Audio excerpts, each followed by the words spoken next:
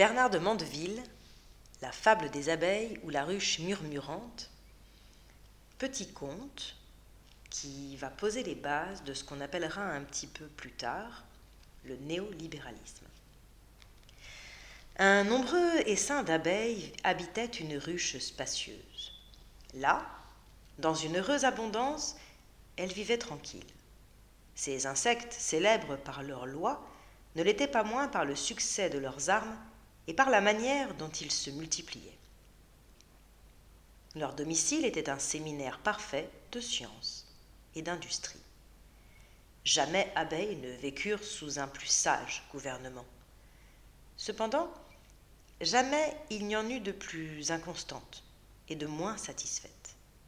Elles n'étaient pourtant ni les malheureuses esclaves d'une dure tyrannie, ni exposées aux faiblesses d'une versatile démocratie. Elles étaient conduites par des rois qui ne pouvaient guère errer parce que leur pouvoir était sagement borné par des lois. Ces insectes, imitant tout de ce qui se fait à la ville, à l'armée ou au barreau, vivaient parfaitement comme les hommes et exécutaient, quoiqu'en petit, toutes leurs actions. Les merveilleux ouvrages construits par l'adresse incomparable de leurs petits membres échappaient à la faible vue des humains. Cependant, il n'est parmi nous ni machine, ni ouvrier, ni métier, ni vaisseau, ni citadelle, ni arme, ni artisan, ni ruse, ni science, ni boutique, ni instrument. En un mot, il n'y a rien de tout ce qui se voit parmi les hommes dont ces animaux industrieux ne se servissent aussi. Comme leur langage nous est inconnu, nous ne pouvons parler de ce qui les concerne qu'en employant nos expressions. L'on convient assez généralement que, entre autres choses dignes d'être remarquées, ces animaux ne connaissaient point l'usage des cornets ni des dés. Mais puisqu'ils avaient des lois et par conséquent des gardes, on peut naturellement présumer qu'ils connaissaient quelque espèce de jeu. Vit-on en effet jamais officier ou soldat qui s'abstinssent de cet amusement. La fertile ruche était remplie d'une multitude prodigieuse d'habitants dont le grand nombre contribuait même à la prospérité commune. Des millions étaient occupés à satisfaire la vanité et l'ambition d'autres abeilles qui étaient uniquement employées à consommer les travaux des premières. Mais malgré une si grande quantité d'ouvriers, les désirs de ces abeilles n'étaient pas satisfaits. Tant d'ouvriers, tant de travaux pouvaient à peine fournir au luxe de la moitié de la nation. Quelques-uns, avec de grands fonds et très peu de peine, faisaient des gains très considérables. D'autres, condamnés à manier la faux et la bêche, ne gagnaient leur vie qu'à la sueur de leur front, en épuisant leurs forces par les occupations les plus pénibles. On en voyait cependant d'autres qui s'adonnaient à des emplois très mystérieux, qui ne demandaient ni apprentissage, ni fonds, ni soins. Tels étaient les chevaliers d'industrie, les parasites, les coursiers d'amour, les joueurs, les filous, les faux-monnayeurs, les charlatans, les devins, et en général tous ceux qui, haïssant la lumière, tournaient à leur avantage, par de sourdes pratiques, le travail de leurs voisins, qui, incapables eux-mêmes de tromper, étaient moins méfiants. On appelait ces gens-là des fripons. Mais ceux dont l'industrie était plus respectée, quoique dans le fond peu différent des premiers, recevaient un nom plus honorable. Les artisans de chaque profession, tous ceux qui exerçaient quelque emploi ou quelque charge, disposaient de quelque espèce de friponnerie qui leur était propre. C'étaient les subtilités de l'art. Comme s'ils n'eussent pu, sans l'instruction d'un procès, distinguer le légitime d'avec l'illégitime, ils avaient des jurisconsultes occupés à entretenir des animosités et à susciter de mauvaises chicanes. C'était le fin du fin de leur art. Les lois leur fournissaient des moyens pour ruiner leur parti et pour profiter adroitement des biens engagés. Uniquement attentifs à tirer de précieux honoraires, ils ne négligeaient rien pour empêcher qu'on terminât par voie d'accommodement les difficultés. Pour défendre une mauvaise cause, ils épluchaient les lois, avec la même exactitude et dans le même but que les voleurs examinent les maisons et les boutiques.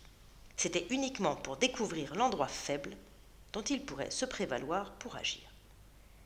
Les médecins préféraient la réputation à la science et les richesses au rétablissement de leurs malades. La plupart, au lieu de s'appliquer à l'étude des règles de l'art, s'étudiaient à prendre une démarche opposée. Des regards graves, un air pensif, était tout ce qu'ils possédaient pour se donner la réputation de gens doctes. Peu préoccupés de la santé des patients, ils travaillaient seulement à acquérir les louanges des accoucheuses, des prêtres et de tous ceux qui vivaient du produit des naissances ou des funérailles. Attentifs à ménager la faveur du sexe babillard, ils écoutaient avec complaisance les vieilles recettes de la tante de madame. Les Chalands et toute leur famille étaient soigneusement ménagés. Un sourire affecté, des regards gracieux, tout était mis en usage et servait à captiver ces esprits pourtant prévenus. Il n'y avait pas même, jusques aux gardes, dont ils ne souffrissent les impertinences. Entre le grand nombre des prêtres de Jupiter, gagés pour attirer sur la ruche la bénédiction d'en haut, il n'y en avait que bien peu qui eussent de l'éloquence ou du savoir. La plupart étaient même aussi empotés qu'ignorants. On découvrait leur paresse, leur incontinence, leur avarice et leur vanité, malgré les soins qu'ils prenaient pour dérober aux yeux du public ces défauts. Ils étaient fripons comme des tailleurs et intempérants comme des matelots. Quelques-uns, à face blême, couverts d'habits déchirés, priaient mystiquement pour avoir du pain. Ils espéraient recevoir de plus grosses récompenses, mais à la fin, ils n'obtenaient que du pain. Et tandis que ces sacrés parasites mouraient de faim, les fainéants pour qui ils officiaient étaient bien à leur aise. On voyait sur leur visage la prospérité, la santé et l'abondance dont ils jouissaient. Les soldats, qui avaient été mis en fuite, étaient comblés d'honneur s'ils avaient eu le bonheur d'échapper à l'épée victorieuse, quoiqu'il y en eût plusieurs qui fussent de vrais poltrons et n'aimassent point le carnage. Si quelque vaillant général mettait en déroute les ennemis, il se trouvait quelques personnes qui, corrompues par des présents, facilitaient leur retraite. Il y avait bien des guerriers qui, affrontant le danger, paraissaient toujours dans les endroits les plus exposés. D'abord, ils y perdaient une jambe, ensuite ils y laissaient un bras, et enfin, lorsque toutes ces diminutions les avaient mis hors d'état de servir, on les renvoyait honteusement à la demi-paye, tandis que d'autres, si prudents qu'ils n'étaient jamais allés au combat, recevraient double paye pour rester tranquillement chez eux. Leur roi était à tous égards mal servi. Leur propre ministre les trompait. Il y en avait à la vérité plusieurs qui ne négligeaient rien pour avancer les intérêts de la couronne, mais en même temps, ils pillaient impunément le trésor en travaillant à s'enrichir. Ils possédaient l'heureux talent de faire de très belles dépenses, quoique leurs appointements fussent très chétifs, et encore se vantaient-ils d'être fort modestes. Donnaient-ils trop d'étendue à leurs droits ? Ils appelaient ces prélèvements illicites des commissions pour services rendus. Et comme ils craignaient qu'on ne comprît leur jargon, ils se servaient du terme d'émolument sans qu'ils voulussent jamais parler naturellement et sans déguisement de leur gain. Car il n'y avait pas une seule abeille qui ne se fût très bien contentée, je ne dis pas de ce que gagnaient effectivement ces ministres, mais seulement de ce qu'ils laissaient paraître de leur gain. Ils ressemblaient à nos joueurs qui, quoiqu'ils aient joué beau jeu, ne diront cependant jamais en présence des perdants tout ce qu'ils ont gagné.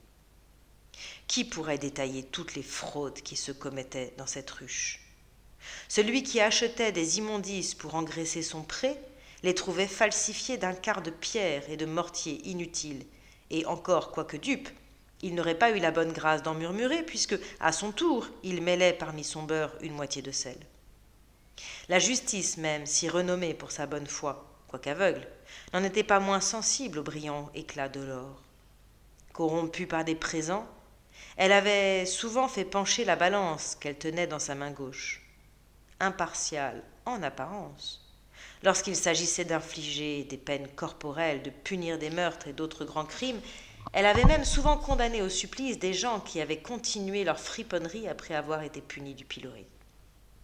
Cependant, on croyait communément que l'épée qu'elle portait ne frappait que les abeilles qui étaient pauvres et sans ressources, et que même cette déesse faisait attacher à l'arbre maudit des gens qui, pressés par la fatale nécessité, avaient commis des crimes qui ne méritaient pas un pareil traitement. Par cette injuste sévérité, on cherchait à mettre en sûreté le grand et le riche. Chaque ordre était ainsi rempli de vices, mais la nation même jouissait d'une heureuse prospérité. Flattée dans la paix, on la craignait dans la guerre. Estimée chez les étrangers, elle tenait la balance des autres ruches. Tous ses membres, à l'envi, prodiguaient pour sa conservation leur vie et leurs biens. Tel était l'état florissant de ce peuple. Les vices des particuliers contribuaient à la félicité publique. Dès que la vertu, instruite par les rusés politiques, apprenait 1000 heureux tours de finesse et se liait d'amitié avec le vice, les plus scélérats faisaient quelque chose pour le bien commun. Les fourberies des différents corps conservaient le tout, quoique chaque citoyen s'en plaignît. L'harmonie dans un concert résulte d'une combinaison de sons qui sont directement opposés. Ainsi, les membres de la société, en suivant des routes absolument contraires, cédaient comme en dépit d'eux-mêmes. La tempérance et la sobriété des uns facilitaient l'ivrognerie et la gloutonnerie des autres. L'avarice, cette funeste racine de tous les maux, ce vice dénaturé et diabolique, était corrélé au noble défaut de prodigalité. Le luxe fastueux des uns occupait des millions de pauvres pour le satisfaire. La vanité, cette passion si détestée, donnait de l'occupation à un plus grand nombre encore. L'envie même, l'amour-propre et la vanité, fer de lance de l'industrie, faisaient fleurir les arts et le commerce. Les extravagances dans le manger et dans la diversité de mets, la somptuosité dans les équipages et dans les ameublements, malgré leur ridicule, faisaient la meilleure partie du négoce. Toujours inconstant, ce peuple changeait de loi comme de mode. Les règlements qui avaient été sagement établis étaient annulés, et on leur en substituait bientôt de tout opposé. Cependant, en altérant ainsi leurs anciennes lois et en les corrigeant, ils prévenaient des fautes qu'aucune prudence n'aurait pu prévoir. C'est ainsi que le vice, produisant la ruse, et que la ruse, se joignant à l'industrie, on vit peu à peu la ruche abonder de toutes les commodités de la vie. Les plaisirs réels, les douceurs de la vie, l'aise et le repos étaient devenus des biens si communs que les pauvres même vivaient plus agréablement que les riches ne le faisaient auparavant. On ne pouvait rien ajouter au bonheur de cette société. Mais hélas, quelle n'est pas la vanité de la félicité des pauvres mortels. À peine ces abeilles avaient-elles goûté les prémices du bonheur, qu'elles éprouvèrent qu'il est même au-dessus du pouvoir des dieux de rendre parfait le séjour terrestre. La troupe murmurante avait souvent témoigné qu'elle était insatisfaite du gouvernement et des ministres. Mais d'un subit revers, elle changea d'idée. Comme si elle avait été perdue sans retour, elle maudit les politiques, les armées et les flottes. Ces abeilles réunissant leurs plaintes, on entendait de tous côtés ces paroles. « Maudites soient toutes les fourberies qui règnent parmi nous !» Cependant que chacune se les permettait encore, toutes avaient la cruauté de ne vouloir point en accorder l'usage aux autres. Un personnage qui avait amassé d'immenses richesses en trompant son maître, le roi et le pauvre, osait crier de toute sa force « Le pays ne peut manquer de périr pour toutes ces injustices !» Et qui pensez-vous que fut ce rigide sermonneur ? C'était un gantier qui avait vendu toute sa vie et qui vendait encore des peaux de mouton pour des cabrons. Il ne faisait pas la moindre chose dans cette société qui ne contribuât au bien public. Cependant, tous les fripons criaient avec impudence « Bon Dieu, accordez-nous seulement la probité !» Mercure, le dieu des larrons, ne put s'empêcher de rire à l'ouïe d'une prière si effrontée. Les autres dieux dirent qu'il y avait de la stupidité à blâmer ceux que l'on aimait. Mais Jupiter, indigné de ces prières, jura enfin que cette troupe criailleuse serait délivrée de la fraude dont elle se plaignait.